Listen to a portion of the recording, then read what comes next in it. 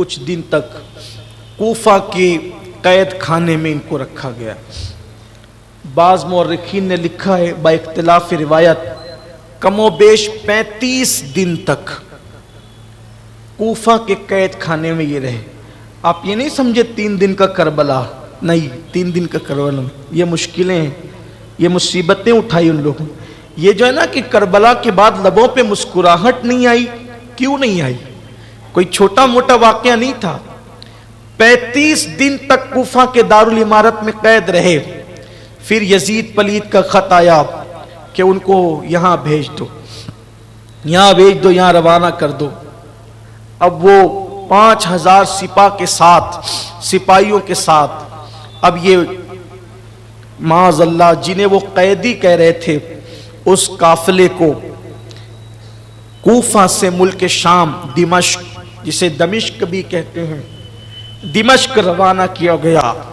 जब दिमश्क वो काफिला चला तो वही नेज़े पे सर थे। कमोबेश उन्होंने इतने मकाम पर पड़ाव किया और हर शहर जो बड़ा शहर पड़ता था वहां जब वो घुमाया कि देखो जिसने यजीद के साथ बगावत की उसका अंजाम ये हुआ, इसलिए जो भी यजीद के साथ बगावत करेगा उसका अंजाम ये होगा। वो सर लेकर के घूमते रहते और आगे बढ़ते रहते। रिवायतों में आता है कि जब वो सर लेकर के चले तो वहां पर उनको पड़ाव करना था, उनको एक गिरजा मिला। उस गिरजे को मैंने देखा है। मैं जब मुल्क शाम गया 2005 में तो मैंने उस गिरजे को देखा। वो गिरजा मिला, पत्थर का, भी पत्थर का वो बना हुआ है गिरजा उनको मिला। वो गिरजा के पास रुके और वहां उन्होंने पड़ाव किया। गिरजा का राहिब कभी बाहर नहीं आता था गिरजा से, उसको कुछ महसूस हुआ, वो गिरजा से बाहर आया और गिरजा से बाहर आने के बाद उसने कहा ये किसका सर है? तो कहा ये हमारे नबी के नवासे का सर है। ये कौन लोग है? कहा ये शैदानियाँ हैं। तो उसने कहा तुम कौन लोग हो? कहा कि इन्होंने बगावत की, माज़अल्लाह हमने कत्ल कर दिया। कहा कि कैसे लोग हो तुमने अपने नबी के बेटे का सर कलम कर दिया और उनको उनकी घर वालों को ये अंजाम किया तुमने। फिर उस राहिब ने कहा देखो मेरी पूरी जिंदगी की कमाई 10,000 दिरहम है, पूरी जिंदगी में मैंने इतना कमाया, ये सब तुम्हें देता हूं, एक रात के लिए ये सर मुझे दे दो, एक रात के लिए ये सर मुझे दे दो और इन सैदानियों की मुझे खिदमत का मौका दे दो।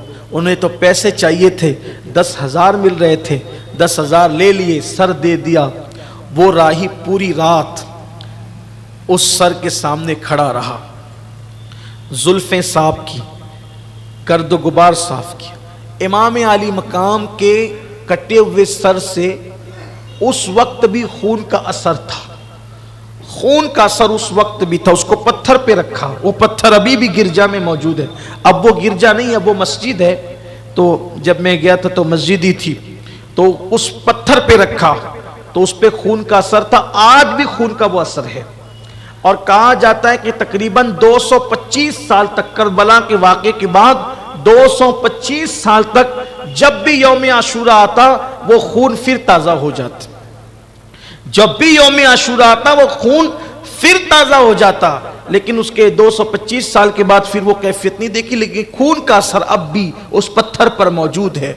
वो मैंने अपनी आंख से देखा है, अल्लाह शाहिद है कि अभी भी वो खून नजर आता है। अल्लाह अकबर।